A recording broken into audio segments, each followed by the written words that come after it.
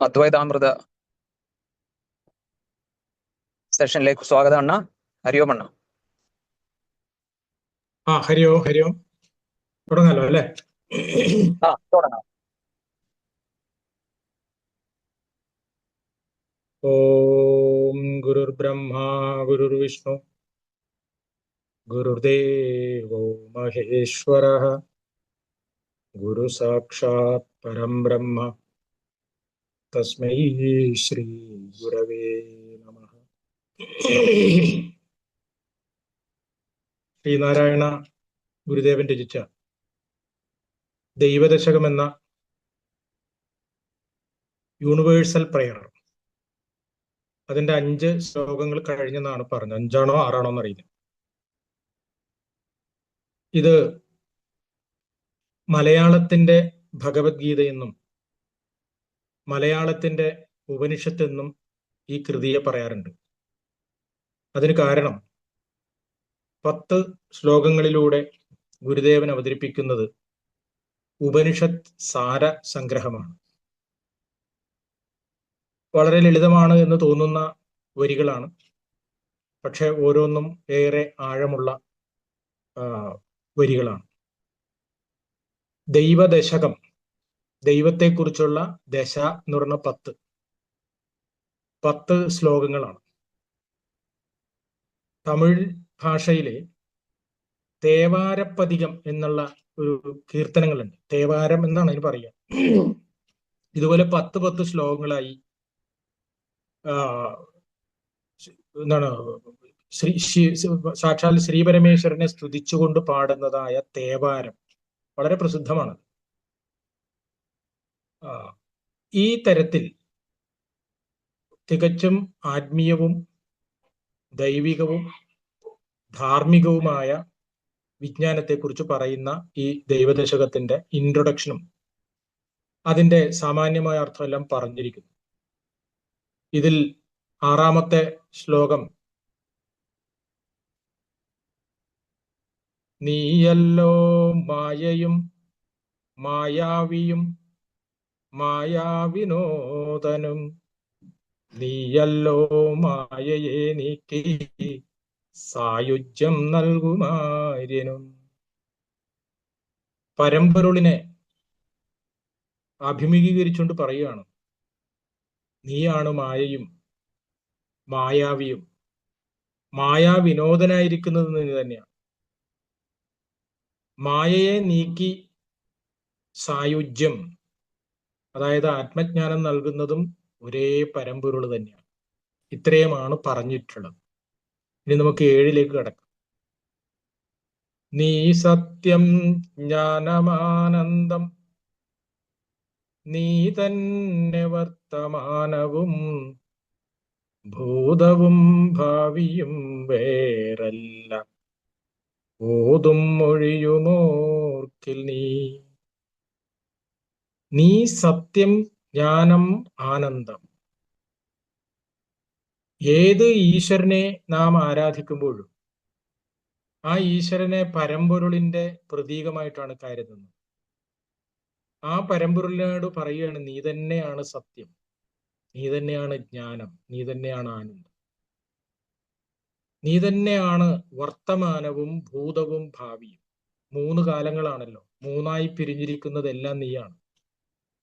എഴുത്തച്ഛൻ ഓങ്കാരമായ പൊരുൾ 3ആയി പിരിഞ്ഞുടനെ എന്ന് പറഞ്ഞല്ലോ. അപ്പോൾ ഈ നീയാകുന്ന ഓങ്കാര സ്വരൂപം തന്നെയാണ് ഭൂതവും ഭാവിയും വർത്തമാനമായിട്ട് മാറിയിട്ടുള്ളത്. സത്യവും ജ്ഞാനവും ആനന്ദമായി മാറിയിട്ടുള്ളത്. എന്നിട്ട് പറയുകയാണ്, എന്തിനേറെ പറയുന്നു, ഞാൻ ഓതുന്ന മൊഴി, അതായത് നമ്മൾ സംസാരിക്കുന്നതായ ഭാഷ, അതും നീ തന്നെയാണ്. അതാണ് വേറെല്ലോതും മൊഴിയുമോർക്കിൽ നീ. ഒന്ന് ആലോചിച്ച് നോക്കിക്കഴിഞ്ഞാൽ നമ്മുടെ വാക്ക് പോലും ബ്രഹ്മമാകുന്നു. വാഗ്വൈ ബ്രഹ്മ എന്നത് ഉപനിഷത്തുക്കളിലൊക്കെ പറയുന്ന ഒരു വലിയൊരു തത്വമാണ്. ശബ്ദബ്രഹ്മം എന്നാണ് അതിനെ പതഞ്ജലി മഹർഷിയും അതുപോലുള്ള ഭർതൃഹരി തുടങ്ങിയ ആചാര്യന്മാർ പറയുന്നത്. അതായത് വാക്കിന് 4 തലങ്ങളുണ്ട്. പരാ, പശ്യന്തി, മധ്യമ, വൈഖരി, ഇങ്ങനെയാണ് 4 ഈ പര എന്ന് പറയുന്നത് പരമമായ ബോധമാണ്. ആ പരമമായ ബോധത്തിൽ നിന്നും ഉരുത്തിരിഞ്ഞു വരുന്നതാണ് യഥാർത്ഥത്തിൽ നമ്മുടെ ഭാഷ. അങ്ങനെ ആലോചിച്ചാൽ എന്തിനേറെ പറയുന്നത് ഓതുന്ന മൊഴി പോലും നീയാണ്, സത്യമാകുന്നു. അതുകൊണ്ടാണ് നമ്മൾ കേട്ട് കാണും, വാചം വദത ഭദ്രയ എന്നൊരു വാക്യമുണ്ട്, ഉപനിഷത്തിലാണ്. വാക്കുകൾ ഉപയോഗിക്കുന്നത് വളരെ ശ്രദ്ധിച്ചു വേണം. Handle with care. വാക്കുകൾ എങ്ങനെ വേണമെങ്കിലും നമുക്ക് ഉപയോഗിക്കാം, ബട്ട് ഹാൻഡിൽ വിത്ത് കെയർ. കാരണം വാക്കുകൾ അത്രമേൽ പവർഫുൾ ആണ്. വാക്ക് നമ്മുടെ ഉള്ളിന്റെ ഉള്ളിൽ നിന്നും ഉറവയെടുക്കുന്നതാണ്. അത് എന്തിനു വേണ്ടിയിട്ടാവണമെന്ന് ചോദിച്ചാൽ, സത്യം വദ ധർമ്മം ചര, സത്യം പറയുന്നതിന് വേണ്ടിയിട്ടായിരിക്കണം അത്. ആ വാക്കിനെ നാം അസത്യത്തിന് വേണ്ടിയിട്ട് ഉപയോഗിച്ചു കഴിഞ്ഞാൽ നമ്മുടെ ബോഡി സിസ്റ്റത്തിനെ പോലും നേരെ ഓപ്പോസിറ്റ് ആയിട്ട് ബാധിക്കും. അതുകൊണ്ട് നാം ഓർക്കേണ്ട ഒരു കാര്യം, ഓതുന്ന മൊഴി നീ തന്നെയാകുന്നു. ഓർക്കേണ്ട ഒരു പ്രധാനപ്പെട്ട ഒരു കാര്യം, ഈ നീ നീ നീ എന്ന് പറഞ്ഞ അവസാനം നീ എന്ന് പറയുന്നത് ഞാൻ തന്നെയിലേക്ക് എത്തുകയാണ്. അഹം ബ്രഹ്മാസ്മി എന്നൊക്കെ നമ്മൾ പറഞ്ഞ് കേട്ടിട്ടുണ്ടല്ലോ. അപ്പോ ഈ ബ്രഹ്മം തന്നെയാണ് സത്യവും ജ്ഞാനവും ആനന്ദമായിട്ട് നിൽക്കുന്നതും ഭൂതവും ഭാവിയും വർത്തമാനമായിട്ട് നിൽക്കുന്നതും. എന്തിനേറെ പറയുന്നു, പറയുന്ന വാക്കുപോലും ഈ നീ തന്നെയാണ്. ഇതാണ് ഈ 7ാമത്തെ ശ്ലോകത്തിന്റെ അർത്ഥം. ഇതില് വിഷ്ണു സഹസ്രനാമം ചൊല്ലിയിട്ടുള്ളവർക്കറിയാം, ഭൂതഭവ്യ ഭവത് പ്രഭു എന്ന് ഭഗവാൻ വിഷ്ണുവിനെ കുറിച്ച് പറയാറുണ്ട്. അതായത് ഭൂതവും ഭാവിയും അതുപോലെ തന്നെ വർത്തമാനവും സാക്ഷാൽ അതിനെല്ലാം പ്രഭു ആയിട്ടുള്ളത് ഭഗവാനാണ് എന്ന് പറയുന്ന ഒരു സ്ഥലമുണ്ട്. അത് അവിടെ ഇതുപോലെ തന്നെയാണ് ശബ്ദം. പറഞ്ഞല്ലോ, ശബ്ദത്തെ ബ്രഹ്മമായിട്ട് കരുതുന്നു നമ്മൾ. ശബ്ദബ്രഹ്മം എന്നാണ് അതിന് പറയുന്നത്. അനാദി നിധനം ബ്രഹ്മ ശബ്ദതത്വം യദക്ഷരം വിവർത്തതേ അർത്ഥഭാവേന പ്രക്രിയ ജഗതോയത എന്ന് പറഞ്ഞുകൊണ്ടാണ് ഭർതൃഹരി തന്റെ വാക്യപതിയം തുടങ്ങുന്നത്. ഈ ശബ്ദമാണ് യഥാർത്ഥത്തിലെ ജ്യോതിസ്. ഈ ശബ്ദമാകുന്ന ജ്യോതിസ് ഇല്ല എന്ന് വിചാരിക്കുക, ഇരുട്ടാണ്. ഇപ്പോ നമുക്ക് ആശയം പ്രകടിപ്പിക്കാൻ പറ്റുന്നില്ല ഒരു സ്ഥലത്ത് പോയാൽ. എന്ത് ചെയ്യും നമ്മൾ? കയ്യിൽ പൈസ ഉണ്ട്, എല്ലാം ഉണ്ട്, പക്ഷെ പറയാനും അറിയില്ല എങ്കിൽ നമ്മള് ഇരുട്ടിൽ കഴിയുന്നത് പോലെയാണ്. ഭർതൃഹരി പറയുന്നൊരു ശ്ലോകമുണ്ട്, ഇതം അന്ധതമകൃഷ്ണൻ ഛായേത ഭുവനത്രയം യതി ശബ്ദാഹ്വയം ജ്യോതിരാസംസാരം ദീപ്യതേ. അതായത് ശബ്ദമാകുന്ന ജ്യോതിസ് നമ്മളിൽ നിറഞ്ഞില്ല എങ്കിൽ ഈ മുഴുവൻ ലോകവും നമുക്ക് അന്ധകാരമായിരിക്കും. അതുകൊണ്ട് പറയാറുണ്ട്, ശബ്ദമാണ് ബ്രഹ്മം, ശബ്ദമാണ് സത്യവും ജ്ഞാനവും ആനന്ദവുമായിട്ടുള്ളത്. ഇത്ര വലിയ ഗഹനമായ ഒരു കാര്യമാണ് 7ാമത്തെ ശ്ലോകത്തിൽ. നീ സത്യം, ജ്ഞാനം, ആനന്ദം, നീ തന്നെ വർത്തമാനവും ഭൂതവും ഭാവിയും വേറല്ല, ഓതും മൊഴിയും ഓർക്കിൽ നീ എന്ന് പറഞ്ഞത്. അങ്ങനെയുള്ളതായ ഈ സത്യസ്വരൂപം അത് എവിടെയാണ് ഉള്ളത് എന്ന് ചോദിച്ചപ്പോഴാണ് അതിന് ഉത്തരം പറഞ്ഞത്, അകവും പുറവും തിങ്ങും മഹിമാവാർന്ന നിൻപദം പുകഴ്ത്തുന്നു ഞങ്ങളങ്ങ് ഭഗവാനെ ജയിക്കുക. അങ്ങ് എവിടെയാണ് നിൽക്കുന്നത്? അകവും പുറവും തിങ്ങുകയാണ്. ഞാൻ കാണുന്ന ഈ പ്രപഞ്ചം മുഴുവനും നിന്റെ തന്നെ സ്വരൂപമാണ്. എന്റെ ഉള്ളിൽ വിളങ്ങുന്ന ചൈതന്യവും നീ തന്നെയാണ്. ഇങ്ങനെ ഈ ലോകത്തിലെ എന്തിൻ്റെയും ഉള്ളിലും പുറത്തും അതല്ലാത്ത വേറെ ഒരു സംഭവമില്ല. അങ്ങനെയുള്ളതായ അതാണ് അകവും പുറവും തിങ്ങുന്ന മഹിമാവാർന്ന നിൻപദം പുകഴ്ത്തുന്നു ഞങ്ങളങ്ങ് ഭഗവാനെ ജയിക്കുക. അല്ലയോ ഭഗവാനെ, ഒരു തരത്തിൽ നോക്കിക്കഴിഞ്ഞാൽ നിന്നെ ഞങ്ങൾക്ക് പുകഴ്ത്താൻ സാധ്യമല്ല. കാരണം എന്താണ്? ഈ ഞങ്ങൾ പോലും നീ തന്നെയാണ്. അപ്പൊ പിന്നെ ആരോട് പുകഴ്ത്തുകയാണ്? പക്ഷെ എങ്കിലും ഒരു ഭംഗിവാക്കിന് പറയുകയാണ്, എങ്ങും നിറഞ്ഞു നിൽക്കുന്ന പരമ്പൊരുളെ, അവിടുത്തെ തൃപ്പാദങ്ങളെ ഞങ്ങൾ വാഴ്ത്തുകയാണ് ഭഗവാനെ. ഇതാണ് 8ാമത്തെ ശ്ലോകത്തിൽ അകവും പുറവും തിങ്ങും. അപ്പോ ഈ അകം എന്നാൽ ആത്മസ്വരൂപമാണ്. പുറം എന്ന് പറഞ്ഞാൽ പഞ്ചഭൂതാത്മകമായ ഈ പ്രപഞ്ചമാണ്. പ്രപഞ്ചത്തിലുള്ള എല്ലാം പഞ്ചഭൂതങ്ങളാണ്. 5 വസ്തുക്കളെ കൊണ്ട് നിർമ്മിച്ചതാണ്: പൃഥ്വി, അപ്പ്, തേജസ്, വായു, ആകാശം. നമ്മുടെ ശരീരവും അതെ, പക്ഷികളുടെ അതെ, മൃഗങ്ങളുടെ അതെ, മരങ്ങളെല്ലാം ഈ 5നെ കൊണ്ടാണ്. അപ്പൊ പുറത്ത് കാണുന്നതും അകത്ത് അനിർവചനീയമായിട്ടിരിക്കുന്ന, അവ്യക്തമായിരിക്കുന്ന, ഭഗവത്ഗീത അങ്ങനെയാണ് പറയുന്നത്, അവ്യക്താദീനി ഭൂതാനി വ്യക്തമദ്യാനി ഭാരത എന്ന് പറയുന്നു. അവ്യക്തമായത് തന്നെയാണ് വ്യക്തമായിരിക്കുന്നത്. അതുകൊണ്ട് ഒന്നും തള്ളിക്കളയാനില്ല, എല്ലാം നീ തന്നെയാണെന്ന് പറയുകയാണ്. അതുകൊണ്ട് എന്താ വേണ്ടത്? ജയിക്കുക മഹാദേവ ദീനാവനപരായണ,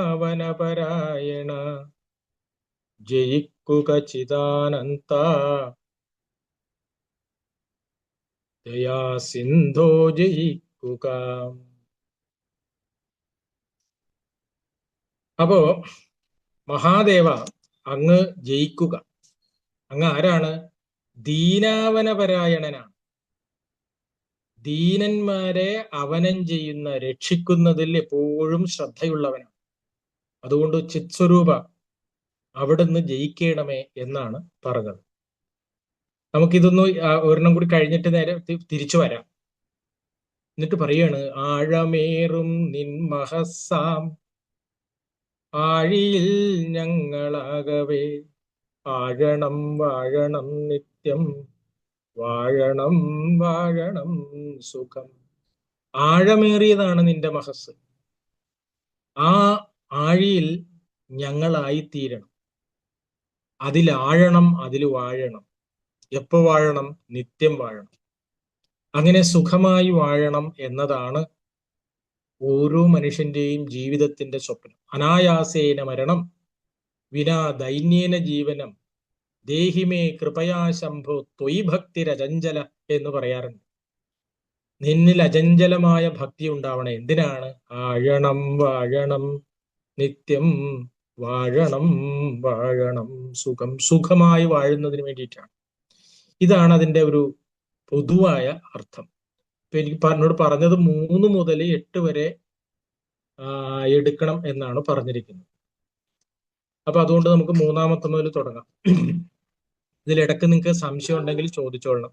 കാരണം എന്റെ ധാരണ നിങ്ങൾക്ക് ഇതെല്ലാം അറിയാം എന്നൊക്കെയാണ്. 3ാമത്തത്, അന്നവസ്ത്രാദി മുട്ടാതെ തന്നു രക്ഷിച്ചു ഞങ്ങളെ ധന്യരാക്കുന്ന നീയൊന്നു തന്നെ ഞങ്ങൾക്കു തമ്പുരാൻ. ദൈവത്തെക്കുറിച്ചാണ് പറയുന്നത്. ദൈവം എവിടെ എന്നുള്ള ചോദ്യമാണ്, അല്ലെങ്കിൽ അന്വേഷണമാണ് എല്ലാവരും നടത്തുന്നത്. അവിടെ ഉണ്ടോ, ഇവിടെ ഉണ്ടോ? ചിലർ പറയും അവിടെ അങ്ങനെയൊന്നും ഇല്ല എന്ന് പറയുന്നു.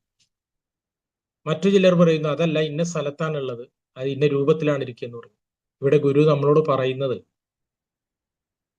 കഴിക്കുന്ന അന്നത്തിന്റെ രൂപത്തിലും ധരിക്കുന്ന വസ്ത്രത്തിന്റെ രൂപത്തിലും നമുക്ക് മുമ്പാകെ വന്നണയുന്നത് ഭഗവാൻ തന്നെയാണ്. അത് നൽകുന്നത്, മുട്ടാതെ നൽകുന്നത്, അങ്ങനെ നൽകി നമ്മളെ രക്ഷിക്കുന്നത്, അങ്ങനെ നമ്മളെ ധന്യരാക്കുന്നത് ഒരൊറ്റ ഭഗവാനാണ്. ആ ഭഗവാൻ ആണ് നമ്മുടെ ശ്വാസമായി മാറിയിട്ടുള്ളത്. ആ ഭഗവാനാണ് നാം കുടിക്കുന്ന ജലമായിട്ടുള്ളത്. ആ ഭഗവാനാണ് നാം കാണുന്ന കാഴ്ചകളുള്ളത്. അതുകൊണ്ട് ഈശ്വരനെ തേടിപ്പോവുകയല്ല വേണ്ടത്, ഈശ്വരനെ തിരിച്ചറിയാണ് വേണ്ടത്. ഇതാണ് ഇതിലെ ഏറ്റവും പ്രധാനപ്പെട്ട കണ്ടന്റ്. അന്നവസ്ത്രാദി മുട്ടാതെ തന്നു രക്ഷിച്ചു ഞങ്ങൾ. അന്നവും വസ്ത്രവുമാണ് ഒരു മനുഷ്യന് ഈ ജീവിക്കാൻ ഏറ്റവും പ്രധാനമായിട്ട് വേണ്ടത്. മറ്റു പക്ഷികൾക്ക് ഈ വസ്ത്രമൊന്നും വേണ്ട, അന്നവും അവർക്ക് എവിടെ നിന്ന് വേണേലും കൊത്തിയെടുക്കാം. പക്ഷെ മനുഷ്യൻ അങ്ങനെയല്ല. ഇതെല്ലാം മുട്ടാതെ തന്ന് രക്ഷിച്ച് ഞങ്ങളെ ധന്യരാക്കുന്നു.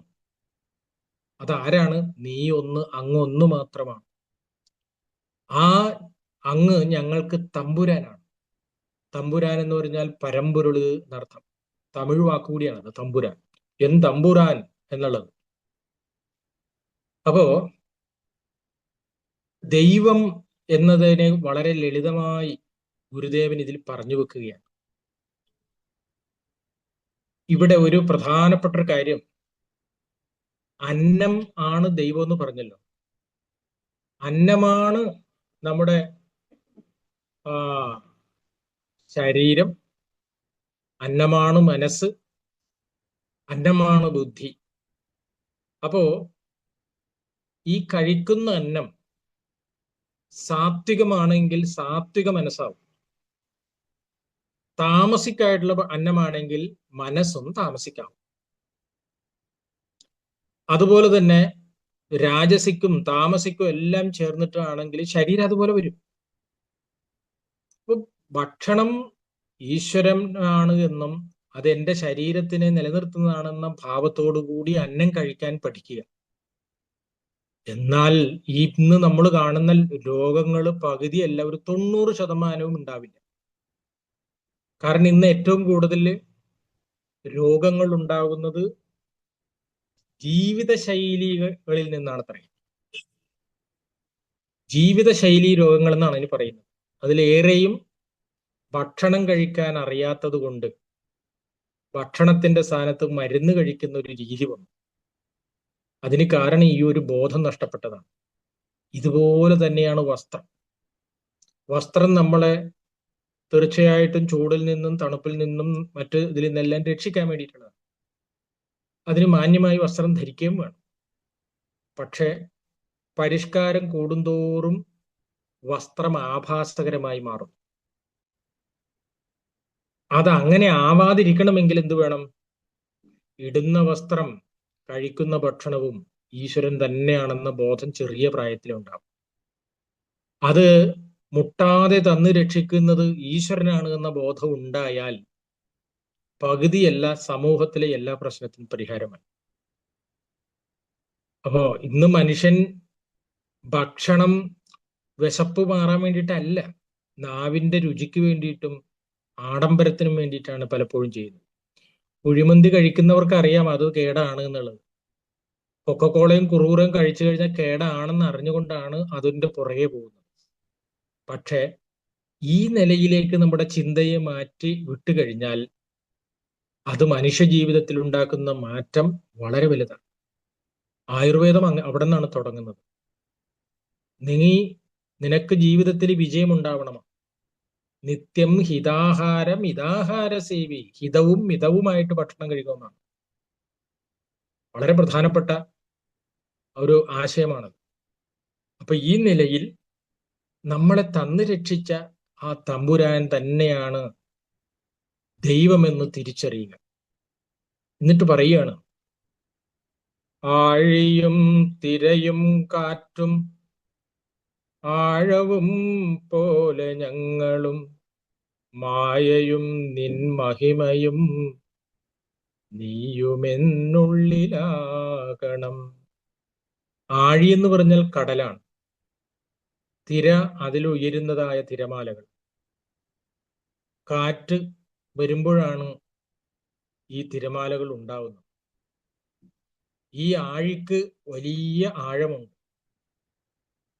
ഇതുപോലെ ഞങ്ങളും മായയും നിൻ മഹിമയും നീയും എന്നുള്ളിലാവണം എന്നാണ്. നിന്റെ മഹിമ ഇത്രമേൽ ഈ കടൽപ്പരപ്പ് പോലെ വിശാലമാണ്, കടല് പോലെ ആഴമുള്ളതാണ്. ഇതിൽ ഇങ്ങനെ ആഴമുള്ളതായ ഈ കടലിൽ വന്നു പിറന്ന ഞങ്ങൾ പലപ്പോഴും സംഭവിക്കുന്നത് എന്താണ്? നിന്റെ മായയിൽപ്പെട്ട് ഉഴലാറുണ്ട്, ഇതുപോലെ തിരമാലകളെ പോലെ. അങ്ങനെയും സംഭവിക്കാറുണ്ട്. പക്ഷെ എനിക്ക് വേണ്ടത് എന്താണ്? ഈ നാലും എന്നുള്ളിലാവണം. ഇതെല്ലാം ഒന്നിന്റെ തന്നെതാണ്.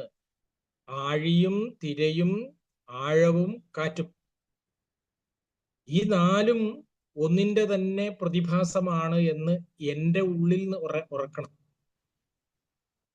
അങ്ങനെ ഉറച്ചു കഴിഞ്ഞാൽ, അതായത് എൻ്റെ മനസ്സിലൂടെ വന്നു പോകുന്നതായ വിചാരങ്ങൾ, സുഖത്തിന്റെയും ദുഃഖത്തിന്റെയും വിദ്വേഷത്തിന്റെയും വെറുപ്പിന്റെയും എല്ലാം ഇങ്ങനെ വരും. ചിലപ്പോൾ സന്തോഷമായിട്ടും വരുന്നത്. ഇതെല്ലാം ക്ഷണികമാണെന്നും ഇതിന്റെ എല്ലാം ഭാഗമാണെന്നും ഞാൻ അറിഞ്ഞാൽ, കടലിൽ തിരമാലകൾ കാറ്റടിച്ചാൽ ഉണ്ടാകുമെന്നൊരു ബോധ്യമുണ്ട് എങ്കിൽ നമുക്ക് പിന്നെ വേവലാതിപ്പെടേണ്ട കാര്യമില്ല. ഇതുപോലെയാണ് എൻ്റെ ജീവിതത്തിൽ സുഖദുഃഖങ്ങളുടെ ഏറി മറിയലുകൾ, ഉയർച്ച താഴ്ചകൾ ഉണ്ട് എന്ന പൂർണ്ണമായ ബോധം. ആ ബോധമാണല്ലോ നീ. ആ നീ എൻ്റെ ഉള്ളിലാവണം എന്നാണ് പറയുന്നത്. അതറിയുമ്പോഴുണ്ടാകുന്ന ധന്യത, ആനന്ദം, അത് പറഞ്ഞറിയിക്കാനാവാത്തതാണ്. ഇന്ന് നാം കാണുന്ന ഈശ്വരവിശ്വാസം വെറും പുറം മോടിയിലുള്ളതാണ്. ഞാൻ ഒരു വഴിപാട് ഇത്ര രൂപ തന്നാൽ എനിക്ക് ഇന്നത് തിരിച്ചു തരണം, അങ്ങനെയുണ്ടെങ്കിൽ ദൈവമുണ്ട്, ഇല്ലെങ്കിൽ ദൈവമില്ല, ഇങ്ങനെയുള്ളതായ ഒരു കൽപ്പനയിലാണ് ദൈവിക സങ്കല്പം നിലനിൽക്കുന്നത്. അങ്ങനെയല്ല. എനിക്ക് വേണ്ടത്, മഴ പെയ്യുമെന്ന് എനിക്കറിയാം. മഴ പെയ്യുമ്പോൾ വെള്ളമാണെന്നും അതിന് തണുപ്പാണെന്നും അറിയാം. അത് മഴ പെയ്യുമ്പോൾ അതിനെ ശപിക്കാൻ പാടില്ല. ചൂട് വരുന്നാൽ ശരീരത്തിന് സ്വാഭാവികമായിട്ട് അസ്വസ്ഥത ഉണ്ടാവും. പക്ഷെ അതുകൊണ്ട് ഞാൻ അസ്വസ്ഥനാവാൻ പാടില്ല, ഞാൻ ശപിക്കാൻ പാടില്ല. ഇതെല്ലാം അഹോ നാടകം നിഖിലവും, ഭഗവാനെ നിന്റെ നാടകമാണ് എന്ന് കൃത്യമായി അറിവുണ്ടാകണം. ഇത് ഉണ്ടാവണമെന്നാണ് ഈ പറഞ്ഞ 4-ാമത്തെ ശ്ലോകത്തിൽ പറയുന്നത്. എന്നിട്ട് പറയാണ്, വാസ്തവത്തിൽ നോക്കിക്കഴിഞ്ഞാൽ, നിന്റെ സൃഷ്ടിയെക്കുറിച്ച് ആലോചിച്ചു കഴിഞ്ഞാൽ അത്ഭുതമാണ്. നീയല്ലോ സൃഷ്ടിയും സ്രഷ്ടാവായതും സൃഷ്ടിജാലവും, നീയല്ലോ ദൈവമേ സൃഷ്ടിക്കുള്ള സാമഗ്രിയായതും. സൃഷ്ടി, സ്രഷ്ടാവ്, സൃഷ്ടിജാലം, 3 കാര്യങ്ങളാണ് എപ്പോഴും നടന്നുകൊണ്ടിരിക്കുന്നത്. മനുഷ്യരായി നമ്മളും ചെയ്തുകൊണ്ടിരിക്കുന്നത് തന്നെയാണ്. ഓരോന്നിങ്ങനെ സൃഷ്ടിക്കും. അതിന്റെ സ്രഷ്ടാക്കൾ നമ്മളാണ്. അതിന്റെ സൃഷ്ടിക്കുള്ളതായ വസ്തുവകകളും നമ്മുടെ കയ്യിലുണ്ട്. അപ്പോ ഈ പ്രപഞ്ചത്തിന്റെ വിധാനം നടത്തുന്നത് ആരാണ്? നീയാണ്. ആ നീയല്ലോ ദൈവമേ സൃഷ്ടിക്കുള്ള സാമഗ്രിയായത് നീ തന്നെയാണ്. സാമഗ്രികൾ ഏതാണ് സൃഷ്ടിക്ക് വേണ്ടത്? ഒരു പെയിന്റർക്ക് വേണ്ട ഏറ്റവും പ്രധാനപ്പെട്ട സാമഗ്രികൾ കളറാണ്, പിന്നെ ബ്രഷാണ്, പിന്നെ അതിന്റെ ക്യാൻവാസാണ്. അതാണ് അതിന്റെ സാമഗ്രികൾ. ഇവിടെ പ്രപഞ്ച സൃഷ്ടിയുടെ സാമഗ്രി എന്ന് പറഞ്ഞു കഴിഞ്ഞാൽ പഞ്ചഭൂതങ്ങളാണ്. പഞ്ചഭൂതങ്ങളും ത്രിഗുണങ്ങളും അതിങ്ങനെ വന്നാണ് ശരീരവും പ്രപഞ്ചവും ഒക്കെ ഉണ്ടാവുന്നത്. അപ്പൊ ഇവിടെ ആ ഒന്നായ നീ തന്നെയാണ് എല്ലാമായി മാറുന്നത്. ഇത് നമ്മുടെ എല്ലാ കൃതികളിലും, അതായത് വേദവും ആഗമവും അങ്ങനെ 2 ആണല്ലോ. ഈ ഗുരുദേവനെ കുറിച്ച് പറയാറുണ്ട്, വേദാഗമസാരങ്ങൾ അറിഞ്ഞൊരുവൻ താൻ. വേദാഗമസാരങ്ങൾ അറിഞ്ഞ മഹാത്മാവാണ് ഗുരുദേവൻ. ആഗമങ്ങൾ പൊതുവെ നമ്മൾ ചർച്ച ചെയ്യപ്പെടാറില്ല. ശൈവാഗമങ്ങളാകുന്ന തിരുമന്ത്രം, തിരുക്കുറൾ, തിരുവാചകം, അതിലും ഇതൊക്കെ തന്നെയാണ് പറയുന്നത്. തിരുമന്ത്രം എന്ന് പറയുന്ന തമിഴ് കൃതിയുണ്ട്. അത് തുടങ്ങുന്നത് തന്നെ ഒன்றവൻ താനെ ഇരണ്ടവനിന്നരുൾ എന്ന് പറഞ്ഞ തുടങ്ങുന്നത്. ആ ഒന്നായ നീ തന്നെയാണ് 2ഉം 3ഉം 4ഉം 5ഉം 6ഉം ഒക്കെ ആയിട്ട് ഇങ്ങനെ മാറിക്കൊണ്ടിരിക്കും. അതാണ് ഇവിടെയും പറയുന്നത്. നീയല്ലോ സൃഷ്ടിയും സ്രഷ്ടാവായതും സൃഷ്ടിജാലവും. നീയല്ലോ ദൈവമേ സൃഷ്ടിക്കുള്ള സാമഗ്രി ആയതും നീയാണ്. എല്ലാം നീ തന്നെയാണ്. ഒരു ചിത്രകാരൻ എപ്രകാരമാണോ ചിത്രം വരക്കുന്ന, ഇതുപോലെ ഈ പ്രപഞ്ചത്തിന്റെ രചന നടത്തുന്നത് നീയാണ്. അതിനെല്ലാം നീ തന്നെയാണ്. ഈ കാര്യം കുറച്ചുകൂടി ദാർശനികമായി പറയുന്ന ഗുരുവിന്റെ തന്നെ കൃതിയാണ് ദർശനമാല എന്ന് പറയും. അപ്പൊ നമ്മൾ ഇത്രയും തൽക്കാലം മനസ്സിലാക്കിയാൽ മതി. ഈ ദൈവദശകത്തിന്റെ 5ാമത്തെ അർത്ഥം ഇതാണ്. 6ാമത്തത് നേരത്തെ പറഞ്ഞതാണ്. നീയല്ലോ മായയും മായാവിയും മായാവിനോദനും. നീയല്ലോ മായയെ നീക്കി സായുജ്യം നൽകുമാര്യനും. നീയാണ് യഥാർത്ഥത്തിൽ മായയായിട്ടുള്ളത്. മായ എന്ന് പറഞ്ഞാൽ സൃഷ്ടി. നമ്മൾ ദേവിയെ മായ എന്ന് പറയും. ദേവി, മഹാമായേ എന്നൊക്കെ വിളിക്കാറുണ്ട്. ആ ദേവി ആയിട്ടുള്ള മായാസ്വരൂപവും നീ തന്നെയാണ്. മായാവിയും നീ തന്നെയാണ്. ഈ മായയെല്ലാം കണ്ട് വിനോദിക്കുന്ന, ആനന്ദിക്കുന്ന സ്വരൂപവും നീ തന്നെയാണ്. കൊച്ചുകുട്ടികൾ മണ്ണ് വാരി കളിക്കും. അവര് വീടുണ്ടാക്കും മണ്ണ് കൊണ്ട്. അത് പൊടിഞ്ഞു പോകുമ്പോൾ കൈകൊട്ടിച്ചിരിക്കും. അപ്പൊ ഉണ്ടാക്കുകയും നിലനിർത്തുകയും ഇല്ലാതാക്കുകയും ചെയ്യുകയും അതുകൊണ്ട് കൈകൊട്ടി ചിരിക്കുകയൊക്കെ ചെയ്യുന്നതായ കൊച്ചുകുട്ടിയെ പോലെ ഇതെല്ലാം കണ്ട് രസിക്കുന്ന നീ യഥാർത്ഥത്തിൽ ഞങ്ങളുടെ മനസ്സിലുള്ളതായ മായയെ നീക്കി ഞങ്ങൾക്ക് സായുജ്യം നൽകുന്ന ആര്യനാണ്. ആര്യൻ എന്നാൽ ശ്രേഷ്ഠനാണ്. പറഞ്ഞല്ലോ, ഈ പ്രപഞ്ചം മുഴുവനും ഭഗവന്റെ വിഭൂതികളാണ്. പക്ഷെ മനുഷ്യന് മാത്രം ഇതെല്ലാം ഭഗവാന്റെ വിഭൂതികളാണെന്നും എന്റെ സഹജീവികൾ എന്നെപ്പോലെ തന്നെ ഈശ്വരന്റെ സൃഷ്ടിയാണ് എന്ന മിനിമം കാര്യം നമ്മൾ മറന്നുപോകുന്നവരാണ്. എന്താണ് അങ്ങനെ മറന്നുപോകാൻ കാരണമെന്ന് ചോദിച്ചാൽ നമ്മളിലുള്ള മായയാണ്, അറിവില്ലായ്മയാണ്. ഈ അറിവില്ലായ്മയെ മാറ്റുന്നവൻ, ആ അജ്ഞാനത്തിൽ നിന്നും ജ്ഞാനത്തിലേക്ക് നയിക്കുന്നവൻ, അതാരാണ്? അത് ഭഗവാനാണ്. ഈ സായുജ്യം നൽകുന്ന ആര്യൻ ഇതാണ്. നമ്മുടെ എല്ലാ പ്രാർത്ഥനകളുടെയും പൊരുൾ ഇത് തന്നെയാണ്. എന്നെ ജ്ഞാനത്തിലേക്ക്, അസതോമാ സദ്ഗമയ തമസോമാ ജ്യോതിർഗമയ മൃത്യോർമാ അമൃതം ഗമയ. മൃത്യുവിൽ നിന്നും എന്നെ മൃത്യുരാഹിത്യത്തിലേക്ക് നയിക്കണമേ. തമസിൽ നിന്നും, ഇരുട്ടിൽ നിന്നും ജ്യോതിസിലേക്ക് എന്നെ നയിക്കണമേ. ഇതാണ് അജ്ഞാനത്തിൽ നിന്നും വിജ്ഞാനത്തിലേക്ക് നയിക്കണമേ. എന്തൊരു ഉദാത്തമായ പ്രാർത്ഥനയാണ് വാസ്തവത്തിൽ. നമ്മുടെ എല്ലാ പ്രാർത്ഥനയും അങ്ങനെ തന്നെയാണ്. കാരണം മനുഷ്യ ജീവിതത്തിൽ ഒരുവൻ നേടേണ്ടത് ഈ അറിവാണ്. അജ്ഞതയിൽ നിന്നും വിജ്ഞാനത്തിലേക്കുള്ള ആ വഴിയിലാണ് ജീവിതത്തിന്റെ സമ്പൽ സമൃദ്ധി മുഴുവനും ഇരിക്കുന്നത്. അതുകൊണ്ട് എല്ലായ്പ്പോഴും നമ്മുടെ പ്രാർത്ഥന അതായിരുന്നു. ഉപനിഷത്തുകൾ നോക്കിക്കഴിഞ്ഞാൽ, സ്തോത്രങ്ങൾ നോക്കിക്കഴിഞ്ഞാൽ, ശങ്കരാചാര്യസ്വാമികളുടെ കൃതികൾ നോക്കിക്കഴിഞ്ഞാൽ എല്ലാത്തിൻ്റെയും പൊരുളിതാണ്. അപ്പോ ഒരു ജനതയുടെ പ്രാർത്ഥന എന്താണ് എന്ന് നോക്കിക്കഴിഞ്ഞാൽ ആ ജനതയുടെ സംസ്കാരം എന്താണെന്ന് തിരിച്ചറിയാൻ സാധിക്കും. അത്രേ. ആഗ്രഹങ്ങളാണല്ലോ പ്രാർത്ഥനകളായി മാറുന്നത്. ആ ആഗ്രഹങ്ങൾ നമ്മുടെ മനസ്സിൽ ഉറഞ്ഞുകൂടിയിരിക്കുന്ന വിചാരങ്ങളാണ്. അപ്പൊ ഒരു ജനതയുടെ സങ്കല്പം ലോകത്തിലുള്ള എല്ലാ ജനങ്ങൾക്കും നന്മ വരണമെന്നും എന്നെ അറിവിലേക്ക് നയിക്കണമേ എന്ന് പ്രാർത്ഥിക്കുകയും ചെയ്യുന്ന ഈ നാടിന് ഇട്ട പേരാണ് ഭാരതം. ഭാസിൽ, അറിവിൽ രമിക്കുന്നവരുടെ നാട് എന്നർത്ഥം. ഇതൊക്കെയാണെങ്കിലും ഈ തരത്തിലുള്ളതായ വിജ്ഞാനം പകരുന്നത് നമ്മുടെ ദേവാലയങ്ങളിലോ വിദ്യാലയങ്ങളിലോ മനുഷ്യാലയങ്ങളിലോ വീടുകളിലോ നടക്കുന്നില്ല എന്നൊരു വസ്തുതയാണ്. പക്ഷേ നമ്മളെല്ലാം വലിയ പാരമ്പര്യമുള്ളവരാണ്. നമ്മൾ സാധാരണ പറയാറുണ്ട്, നമ്മൾ വലിയ പൈതൃകമുള്ളവരാണ്. എന്താണ് പൈതൃകം?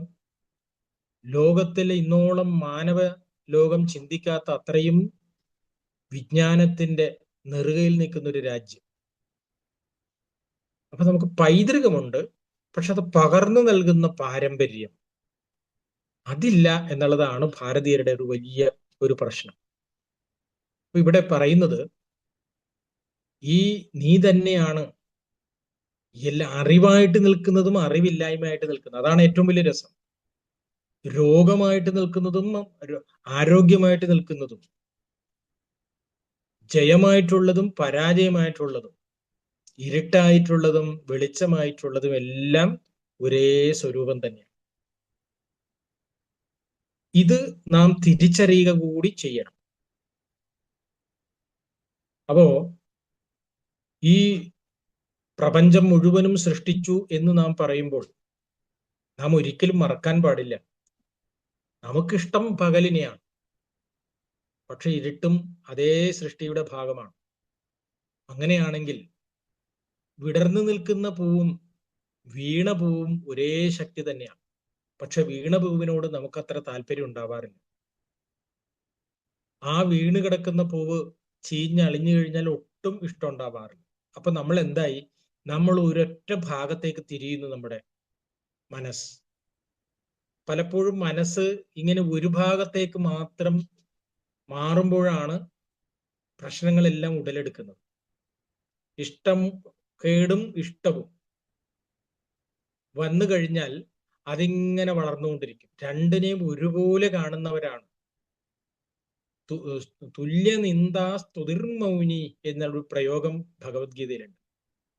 സ്തുതിക്കുമ്പോഴും അവമതിപ്പോടെ കാണുമ്പോഴും ഒരുപോലെ കാണാനുള്ള, ഒരുപോലുള്ളൊരു മനസ്സ് വളർത്തിയെടുക്കാൻ കഴിയുക അതൊരു വലിയൊരു കഴിവാണ്.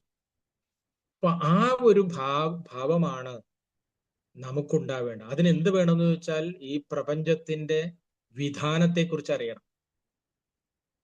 സാധാരണ പറയാറുണ്ട്, എല്ലാ മനുഷ്യരും എന്തിനു വേണ്ടിയിട്ടാണ് ജീവിക്കുന്നത്, അല്ലെങ്കിൽ എന്തിനു വേണ്ടി പ്രയത്നിക്കുന്നത് എന്ന് ചോദിച്ച ഒറ്റ ഉത്തരവുള്ളൂ: അഖിലരും ആത്മസുഖത്തിനായി പ്രയത്നം.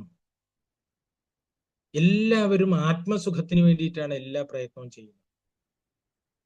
പക്ഷെ ആത്മസുഖത്തിലേക്ക് പോകുമ്പോൾ, എന്റെ സുഖം തേടി ഞാൻ പോകുമ്പോൾ മറ്റുള്ളവന്റെ ദുഃഖത്തിന് ഞാൻ കാരണമാവാൻ പാടില്ല. ആത്മനോ മോക്ഷാർത്ഥം ജഗത് ഹിതായ ച. എന്റെ സന്തോഷം ലോകത്തിന്റെ ഹിതത്തിന് കൂടി ആയിരിക്കണം. അവിടെയാണ് ഒരു വിവേകി ഉടലെടുക്കുന്നത്. അവിടെയാണ് എന്റെ സുഖം മാത്രം, മറ്റുള്ളവർ എന്തു ആയിക്കോട്ടെ എന്ന് പറയുന്നിടത്താണ് സംഘർഷം ഉണ്ടാകുന്നത്, ലോക യുദ്ധങ്ങൾ ഉണ്ടാകുന്നത്, വ്യക്തികൾ തമ്മിൽ പ്രശ്നം ഉണ്ടാകുന്നത്, കുടുംബത്തിൽ പ്രശ്നം ഉണ്ടാകുന്ന എല്ലാം എനിക്ക് മാത്രം, മറ്റുള്ളവരെന്തുമായിക്കോട്ടെ എന്ന ചിന്തയിലാണ് ഈ പ്രശ്നങ്ങൾ വരുന്നത്. അപ്പൊ ഈ രണ്ടും ഒന്ന് തന്നെയാണെന്ന് അറിഞ്ഞാലോ, അവിടെയാണ് ഏറ്റവും ശ്രേഷ്ഠമായ ഈ ഗുരുദേവന്റെ തന്നെ ആത്മോപദേശ ശതകത്തിന്റെ 100ാമത്തെ ശ്ലോകം അവസാനിക്കുന്നത്: അതും ഇതുമല്ല സദർത്ഥമില്ല സച്ചിത് അമൃതവും ഇത് മൃദുവായി അമർന്നിടയണമെന്ന്. അതായത് അതും ഇതും, അവൻ ഇവൻ, ഇങ്ങനെയുള്ളതായ വേർതിരിവുകൾ ഒന്നുമില്ലാതെ ഏകാത്മകതയിലേക്ക് നാം നിറഞ്ഞൊഴുകുമ്പോൾ, അതാണ് ഇവിടെ അവസാനിപ്പിക്കുന്നത്. അതാണ് ആഴ്ന്നിറങ്ങുമ്പോൾ, ആഴുക വാഴുക. അങ്ങനെ എന്താണ്, ആഴത്തിലേക്ക് ആഴ്ന്നിറങ്ങുമ്പോഴാണ് നമുക്ക് സുഖമുണ്ടാകുന്നത്. ആ ആഴലിൽ നാം ആരെയും ഉപദ്രവിച്ചുകൊണ്ടല്ല. അതുകൂടി ശ്രദ്ധിക്കണം. അപ്പോ ഈശ്വരൻ തന്നെയാണ് എല്ലാ സൃഷ്ടി നടത്തുന്നതും. ഈശ്വരന്റെ തന്നെ സൃഷ്ടിജാലമാണ് നമ്മൾ ഓരോരുത്തരും. ഇതറിഞ്ഞാൽ ലോകം മനോഹരമായ ഒരു സ്വർഗമായി മാറും. സ്വർഗം ഈ സുന്ദരമായ ലോകത്തെ നശിപ്പിച്ച് വേറെ എവിടെയോ കിട്ടുമെന്നുള്ള ഒരു പ്രതീക്ഷയിലേക്ക് ഇരിക്കുന്ന ഒരു സാധനമേ അല്ല. സ്വർഗം എന്നാൽ ഈ ലോകമാണ്. ഇവിടെ സ്നേഹത്തോടും സന്തോഷത്തോടും പരസ്പരം പങ്കുവെച്ചുമുള്ള ജീവിതത്തിലാണ് സ്വർഗം.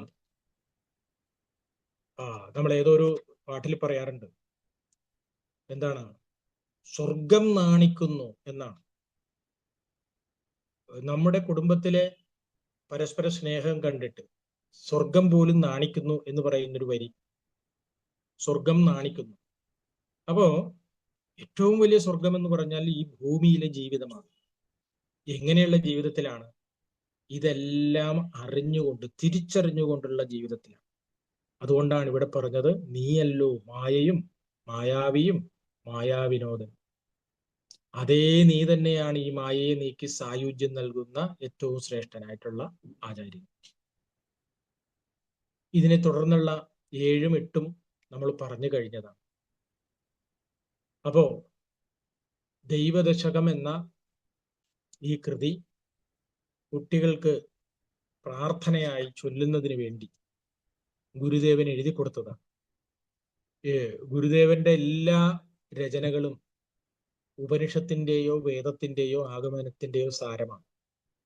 ഈ വർഷം 2025 എന്ന് പറയുന്നത് ഗുരുദേവ രചിതമായ ശ്രീനാരായണ ധർമ്മത്തിന്റെയും അതുപോലെ തന്നെ ഹോമമന്ത്രം അതിന്റെയും ശതാബ്ദി വർഷം. വർക്കല ശിവഗിരിയിൽ ഒരിക്കൽ ആര്യസമാജത്തിൽപ്പെട്ട ചില ആളുകൾ അവിടെ വരിക. അവർക്ക് എല്ലാ ദിവസവും ഹോമം ചെയ്യണം.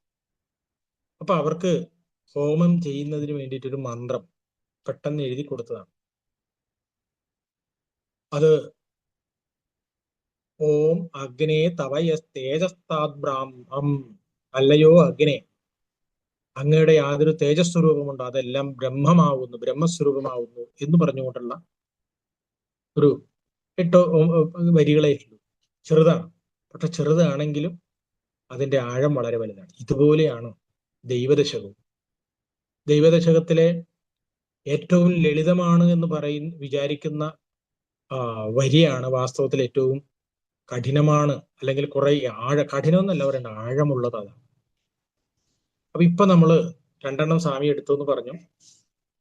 പൊതുവെ ഞാൻ ബാക്കി കാര്യങ്ങൾ പറഞ്ഞു. ഇനി എന്തെങ്കിലും ഇത് സംബന്ധിച്ച് ഞാൻ പറഞ്ഞ കാര്യത്തിൽ സംശയം ഉണ്ടെങ്കിൽ നമുക്കൊരു 8 മിനിറ്റ് ഉണ്ട്.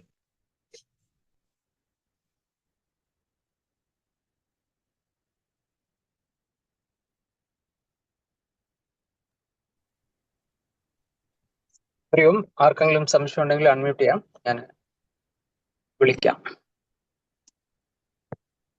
അണ്ണാ, നമ്മൾ അദ്വൈതത്തില് ചിലയിടത്ത് ഞാൻ കേട്ടിട്ടുണ്ട്, ബ്രഹ്മൻ ഒന്നും ചെയ്യുന്നില്ല, സൃഷ്ടിയുമല്ല, ഈ കാണുന്നതെല്ലാം മായയാണ്, ആത്മാവ് ഒന്നും ചെയ്യുന്നില്ല എന്നൊരിടത്ത് കേൾക്കുന്നുണ്ട്. പിന്നെ പല സ്ഥലത്തും സൃഷ്ടികർത്താവാണെന്നും, ഇപ്പൊ ഇതിലും അങ്ങനെ ഈശ്വരൻ, ആ കോൺസെപ്റ്റ് അദ്വൈതത്തിലും ഉണ്ടോ അങ്ങനെ? യഥാർത്ഥത്തിൽ ഉണ്മ, സത്ത എന്നൊക്കെ വിളിക്കുന്നതായ ആ സ്വരൂപമുണ്ട്. ആ സ്വരൂപം എങ്ങനെയാണ് അതിന്റെ സ്വരൂപം എന്ന് ചോദിച്ചാൽ, നിഷ്കമ്പേ നിത്യപൂർണേ നിരവധി പരമാനന്ദ പീയൂഷരൂപേ എന്നൊക്കെ പറഞ്ഞ് നമ്മുടെ മേൽപ്പത്തിലൊക്കെ ചൊല്ലുന്നുണ്ട്. അത് വാസ്തവത്തിൽ സാക്ഷിഭൂതമാണ്. എന്തെങ്കിലും ചെയ്യുന്നുണ്ടോ എന്ന് ചോദിച്ചാൽ ചെയ്യുന്നില്ല. പിന്നെ ആരാണിത് ചെയ്യുന്നത് എന്ന് ചോദിച്ചപ്പോൾ, ഈ പരമ്പൊരുളിന്റെ തന്നെ ഭാഗമായിട്ടുള്ള ശക്തി, ആ ശക്തിയെ മായ എന്ന് വിളിക്കാറുണ്ട്, ആ ശക്തിയെ ദൈവം എന്ന് വിളിക്കാറുണ്ട്, ആ ശക്തിയെ ദേവി എന്ന് വിളിക്കാറുണ്ട്. പറഞ്ഞു വരുന്നത്, ഈ സാഖ്യ ദർശനം എന്ന് പറയുന്ന ദർശനമുണ്ട്. അതിൽ പ്രകൃതി, പുരുഷൻ എന്ന് പറയുന്ന 2 കൺസെപ്റ്റ് ഉണ്ട്. പുരുഷൻ എന്ന് പറഞ്ഞു കഴിഞ്ഞാൽ ഈ പരമ്പൊരുളാണ്, നിത്യസാക്ഷിയായിട്ട് നിൽക്കുന്നതാണ്. പുരുഷൻ ഒറ്റയ്ക്ക് ഇരുന്ന് കഴിഞ്ഞാൽ സൃഷ്ടിക്കാൻ സാധ്യമല്ല, പ്രകൃതി കൂടി വേണം. അപ്പൊ ഈ പ്രകൃതിയാണ് വാസ്തവത്തിൽ ഈ മായ എന്ന് വിളിക്കുന്നത്, അല്ലെങ്കിൽ ദേവി എന്ന് വിളിക്കുന്നത്, അല്ലെങ്കിൽ ഈശ്വരൻ എന്നോ എന്ത് വേണമെങ്കിലും പേരിട്ട് വിളിക്കാം. അപ്പോൾ ഇവിടെ പറയുന്നതെല്ലാം തന്നെ നീയല്ലോ നീയല്ലോ എന്ന് പറയുന്നതല്ല, ആത്യന്തികമായി നീ തന്നെയാണ്. കാരണം നിന്റെ തന്നെ ഭാഗമാണ്. ഒന്നായതാണല്ലോ രണ്ടാവുന്നതും, രണ്ട് മൂന്നാവുന്നതും, മൂന്ന് നാലാകുന്നതും മാറുന്നത്. പക്ഷേ ഇതെല്ലാം കഴിഞ്ഞ് ഒന്നിലേക്ക് മാത്രം ഇന്ന് കഴിഞ്ഞാൽ എന്തായിരിക്കും അതിന്റെ സ്വഭാവം എന്ന് ചോദിച്ചാൽ സദേവാസീത്, വെറും സത്ത് മാത്രമായിരുന്നു. ഇതമഗ്രേ, ഈ പ്രപഞ്ചം സൃഷ്ടിക്കുന്നതിന് മുമ്പ് എന്തായിരുന്നു? അതോ സദേവ ഇതം അഗ്ര ആസീത്, സത്ത് മാത്രമായിരുന്നു. ആ സത്തിന് എന്തുണ്ടായിരുന്നു? യാതൊരു സൃഷ്ടിക്കാനുള്ള ഒരു ആഗ്രഹവും ഇല്ലാതെ ഇങ്ങനെ ഇരിക്കുകയാണ്. അതിൽ നിന്ന് പിന്നെ എങ്ങനെ എന്തുണ്ടായെന്ന് ചോദിച്ചപ്പോൾ ഈ സത്തിൽ ഇച്ഛയുണ്ടായി. ഇച്ഛ എന്ന് പറഞ്ഞാൽ മായ തന്നെയാണ്, മായ എന്ന് പറഞ്ഞാൽ ഈശ്വരനാണ് എന്നുള്ള കാര്യം ഓർത്തോളുക. ആ ഇച്ഛ എന്ത് ആഗ്രഹിച്ചു? ഏകോഹം ബഹുസ്യാം പ്രജായേമ, ഏകമായ ഞാൻ വളരട്ടെ, വികസിക്കട്ടെ, വലുതാവട്ടെ, പലതാവട്ടെ എന്ന് ആഗ്രഹിച്ചു. ഈ ആഗ്രഹത്തിൽ നിന്നാണത്രേ പിന്നെ സൃഷ്ടിയെല്ലാം ഉണ്ടായത്. ആ ഉണ്ടായത് നിലനിൽക്കുന്നു, വളരുന്നു, ക്ഷീണിക്കുന്നു, നശിക്കുന്നു, വീണ്ടും എവിടെ നിന്നാണോ വന്നത് അവിടേക്ക് തന്നെ തിരിച്ചെത്തും. ഇപ്പോ പറഞ്ഞു വരുന്നത് ഇതാണ് ഇതിന്റെ ബേസിക് കൺസെപ്റ്റ്. അദ്വൈതത്തിലും ഇത് തന്നെയാണ്. പിന്നെ ദൈവികമായ പരികൽപ്പനയിലുള്ള എല്ലാത്തിലും തന്നെ ഈ പരബ്രഹ്മം എന്ന് പറയുന്നത് ദൈവം തന്നെയായിട്ട് കരുതുകയാണ്. വൈഷ്ണവന്മാര് വിഷ്ണു തന്നെയാണെന്നും, ശൈവന്മാര് ശിവനാണെന്നും, ശാക്തേയന്മാര് ശക്തി സ്വരൂപിണിയാണ് എന്ന് കരുതുന്നു. സാധാരണക്കാരായിട്ടുള്ള ആളുകൾക്ക് കുറെ കൂടി ഹൃദിസ്ഥമാവാൻ അതാണ് നല്ലത്. പക്ഷെ കുറെ കൂടി ഉയർന്നു ചിന്തിക്കുന്ന ആളുകളെ സംബന്ധിച്ചിടത്തോളം ഈ ദൈവിക കൽപ്പന പോലും ഒരു സെക്കൻഡറി സംഭവമാണ്. അതുകൊണ്ട് നമ്മൾ സാധാരണ മലയാളത്തിലൊരു ഒരു മലയാളത്തിലൊരു പാട്ടുണ്ട്. വിഷ്ണുവും നീ, ശിവനും നീ, ശ്രീ മുരുകനും നീ, പരാശക്തിയും നീ, ബുദ്ധിയും നീ, അയ്യപ്പ സ്വാമി. ഒരു പാട്ടാണ്. അതായത് വിഷ്ണുവും ശിവനും മുരുകനും എല്ലാം നീ തന്നെയാണ്. നീ എന്ന് പറഞ്ഞാൽ ചൈതന്യമാണ്. അപ്പൊ ഈ ചൈതന്യം ഇതാണ് ഉപനിഷത്തുക്കളിൽ പറയുന്നത്. ഉപനിഷത്ത് കഴിഞ്ഞ് പിന്നീട് പുരാണത്തിന്റെ കാലഘട്ടത്തിലാണ് ദൈവികമായ കൽപ്പനകൾ വരുന്നത്. ആ കൽപ്പനയിലാണ് ഇന്ന് നമ്മൾ കാണുന്നതായ ഈശ്വര സങ്കല്പവും വരുന്നത്. അപ്പൊ അതുകൊണ്ട് ഇതൊന്നും വൈരുദ്ധ്യമല്ല, പക്ഷെ അതൊന്നും തിരിച്ച് അറിയണം എന്ന് മാത്രമല്ല. വളരെ പ്രധാനപ്പെട്ട ഒരു സംശയം കൂടിയാണ്. കാരണം ആളുകൾ പലപ്പോഴും എന്താ ഇത് ഇങ്ങനെ രണ്ടും മൂന്നും തരത്തിലൊക്കെ പറയുന്നതെന്ന് ചോദിക്കാറുണ്ട്. അങ്ങനെയല്ല, ഇതിന്റെ പൊരുള് ഈ പറഞ്ഞതാണ്. അറിയോമണ്ണ ആർക്കെങ്കിലും വേറെ സംശയം ഉണ്ടെങ്കിൽ അൺമ്യൂട്ട് ചെയ്യാം. അണ്ണാ, ഈ കൊച്ചു പിള്ളേർക്ക് ഇത് പഠിപ്പിക്കുമ്പോൾ അവർക്ക് ഈ അർത്ഥം പറയണോ, അതോ ജസ്റ്റ് ഇതിനെ ബഹാറ്റ് ചെയ്ത് വിടുന്നതാണോ നല്ലത്? ഇതിലെ എല്ലാ സ്തോത്രങ്ങളും ആദ്യം ബൈഹാർട്ടാണ്, പ്രത്യേകിച്ച് കുട്ടികളാകുമ്പോൾ.